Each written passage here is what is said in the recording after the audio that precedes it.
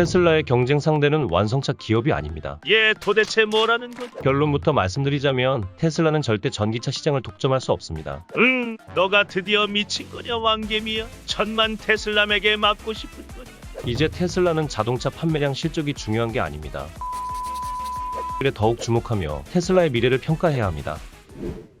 테슬라의 경쟁사는 다른 전기차 기업이 아닙니다. 예를 들어 루시드, 리비안과 같은 기업들이 존재하죠. 이런 기업들은 애초에 경쟁 상대 자체가 안 됩니다. 성장 기업은 자본력과 기술력으로 나아가고 특히 기술 혁신 기업은 이러한 요소들이 가장 빠르게 반영돼야 하는 특성을 가집니다. 이러한 이유로 기술 발전의 시간을 최대한 효율적으로 가져가며 성장해야 하는 것이 가장 큰 숙제죠. 그러한 점에서 테슬라를 따라올 수 있는 기업은 없는 것이라고 하는 겁니다. 하지만 포드, 현대, 토요타, 폭스바겐과 같은 기존의 대기업들은 충분히 경쟁사가 될 수 있으며 테슬라를 뛰어넘을 가능성도 있습니다. 그래서 오늘 테슬라를 위협하는 존재가 기존의 완성차 기업이라는 뻔한 소리나 하러 왔냐고요? 당연히 자동차 기업이니까 자동차 기업들끼리 경쟁하는 건데 이딴 뻔한 말 하려고 왔냐? 완성차 기업들이 가지고 있는 시장 점유율과 자본력은 무시할 수 없습니다. 왕개미야 말장난 그만하고 그래서 하고 싶은 말이 뭐냐? 테슬라의 경쟁 상대는 완성차 기업이 아닙니다. 얘 도대체 뭐라는 거야? 테슬라의 본질적인 핵심 기술은 세 가지가 존재합니다. 바로 소프트웨어, 배터리, 자율주행이죠. 이 모든 핵심 요소들이 함께 성장하지 못하거나 하나라도 딸릴 경우 전체적인 기술 균형이 무너질 수 있기 때문에 성장에 어려움을 겪게 됩니다. 먼저 테슬라의 핵심 목표와 대부분의 사람들이 모르고 있는 본질을 알려드릴게요. 그래 그만 질질 끌고 빨리 말 좀 해라. 깜짝 놀라지나 마세요. 결론부터 말씀드리자면 테슬라는 절대 전기차 시장을 독점할 수 없습니다. 너가 드디어 미친 거냐 왕개미야? 천만 테슬라맥에 맞고 싶은 거냐? 여러분 이제부터 들어보세요. 시장 점유율은 앞으로 떨어지는 일만 남았어요. 자동차 시장은 굉장히 파편화되어 있고 독점을 할 수 없는 산업의 구조를 가지고 있습니다. 그 증거로 1921년 포드의 자동차 시장 점유율은 55.4%에서 6년 만에 10.6%로 떡락을 했었어요. 왜 포드를 예시로 들었냐고요? 포드도 자동차 시장이 급격하게 성장하는 시기에 테슬라와 굉장히 비슷한 판매 전략을 취했기 때문입니다. 그건 바로 단일 모델 판매 극대화 전략입니다. 왕개미야 똑똑한 척 좀 그만해라. 못 알아먹겠다. 쉽게 말해서 자동차 모델을 최소화하고 최대한 빠르게 시장에 차량을 공급하는 전략이에요. 이렇게 되면 모델 수가 적기 때문에 생산 과정이 단순해져서 빠르게 생산할 수 있게 되며 시장의 수요에 맞는 공급으로 전기차 시장의 점유율을 빠르게 차지할 수 있게 되는 것입니다. 머스크 형이 아주 똑똑한 인간이에요. 허허. 이 얘기를 제가 왜 꺼냈는지 의문이죠? 자동차 시장은 절대 한 기업이 전 세계 시장 점유율을 독점할 수 있는 구조가 아닙니다. 이 점을 머스크는 이미 예전부터 알고 있었습니다. 그래서 생산 과정에서 새로운 시스템들을 도입하며 간소화하고 최대한 빠르게 공급하는 데 혈안이 되어 있죠. 이와 더불어 FSD, 즉 완전 자율주행 기술 개발에 최대한 집중하며 최근에는 가격을 지속적으로 인상하고 있죠. 테슬라의 목적은 요약해서 한 가지입니다. 어떻게든 생산 과정을 간소화하고 빠르게 초기 시장 점유율을 선점해서 단기간 내에 최대한 많은 사람들이 자율주행 기술을 경험하게 만들고 안정적으로 장기간 동안 돈 복사를 하겠다는 거죠.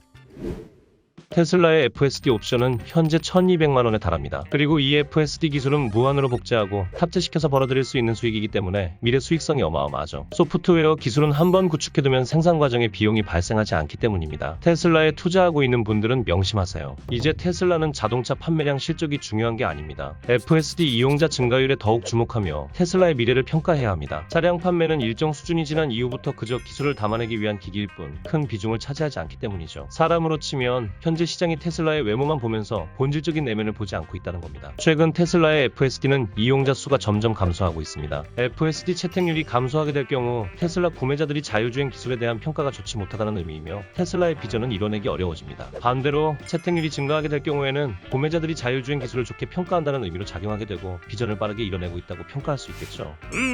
이런 건 정말 몰랐네. 그래도 테슬라는 잘해낼 거라고 믿는다. 근데 테슬라의 계획처럼 모두 잘 될까요? 여러분은 이런 테슬라의 계획에 대해서 알고나 있었나요? 자, 여기까지가 테슬라 희망편이었습니다. 이제 본격적으로 테슬라를 위협하는 요소들에 대한 절망편으로 들어가 볼까요?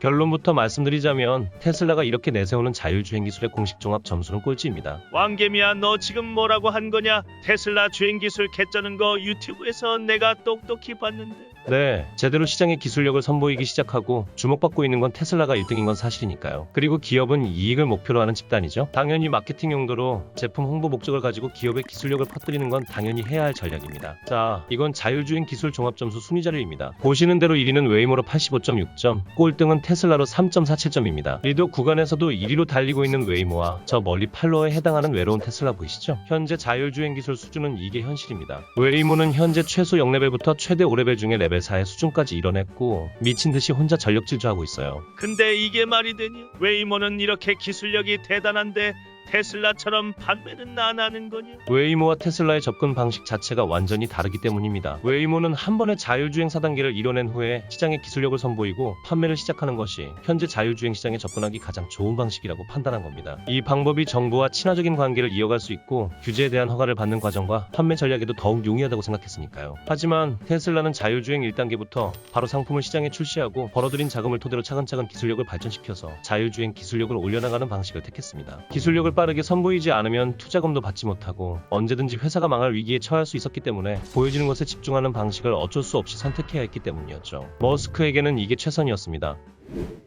구글의 소프트웨어와 자율주행 기술은 시장에서 압도적으로 1등입니다. 그에 반해 테슬라는 현재 자율주행 기술 2단계로 미래 비전과 수익성의 핵심은 자율주행 채택률에 있지만 시장 경쟁력과 기술력 수준의 현실은 앞으로 어려움이 많다는 것이 사실이죠. 시장과 소비자들은 언제나 냉정하고 성장 기업은 악재를 더 크게 반영하기 때문에 더욱 조심해야 합니다. 테슬라는 앞으로 FSD 기술력 성장으로 소비자들의 채택률을 높이고 시장을 선도하지 못한다면 구글의 자율주행 기술을 탑재하여 더욱 빠르게 양산하는 기업들에게 점유율을 뺏길 수 있어요. 완성차 기업들의 거대 자본력과 자동차 생산 기술력, 구글과 같은 다른 기업들이 만들어낸 배터리와 소프트웨어 혁신 기술들을 통해서 빠른 속도로 테슬라를 추격할 거예요. 생각했던 것보다 더 빠른 시일 내에 전기차 시장 점유율도 지금처럼 파편화될 수 있다는 거죠. 구글과 함께 다른 완성차 기업들이 합사하게 되면 테슬라의 본질적인 비전은 충분히 위협받을 수 있습니다. 그렇기 때문에 앞으로의 행보와 산업의 발전 분위기를 잘 지켜봐야겠죠.